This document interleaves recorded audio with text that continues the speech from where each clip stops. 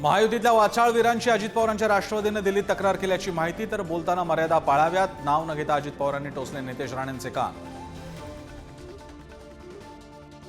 मधामध्ये रॅम्प लावला जातो 200 फुटाचा आणि हे नाचे त्या रॅम्पवर जातात. शिंदे फडणवीस अजित पवारांवर बोलताना विजय वडेट्टीवारांची जीभ घसरली. महायुती सरकार म्हणजे तीन तिघडा काम बिघडा अशी टीका. राहुल गांधींविरोधात बोलणाऱ्या महायुतीच्या नेत्यांविरोधात राज्यभरात काँग्रेस आक्रमक. मात्र आंदोलनाआधीच पोलिसांनी काँग्रेस कार्यकर्त्यांना घेतलं ताब्यात.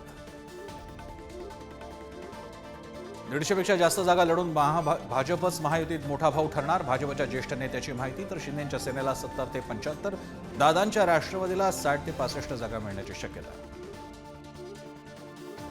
महायुतीला मोठा धक्का. बच्चू कडू महायुतीतून बाहेर. परिवर्तन महाशक्ती नावानं संभाजीराजे कडू आणि राजू शेट्टींची तिसरी आघाडी. राज्यात शिंदे फडणवीस अजित पवारांचं सरकार येणार, सामंतांना विश्वास.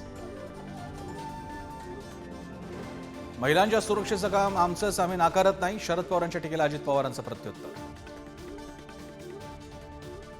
मराठा आणि ओबीसी समाजात भांडणं लावण्याचा सरकारचा प्रयत्न. मराठा आंदोलक डॉक्टर गणेश गोळेकरांचा आरोप. 2 परस्पर विरोधी आंदोलनांना एकाच गावात परवानगी कशी, सरकारला सवाल. महाराष्ट्रातील 18,000 कोटींचा आणखी एक उद्योग गुजरातला. नागपुरातील सोलर पॅनल प्रकल्प पळवल्याचा विजय वडेट्टीवारांचा आरोप. तर महाराष्ट्रातच गुंतवणूक करणार रेन्यू कंपनीचं स्पष्टीकरण.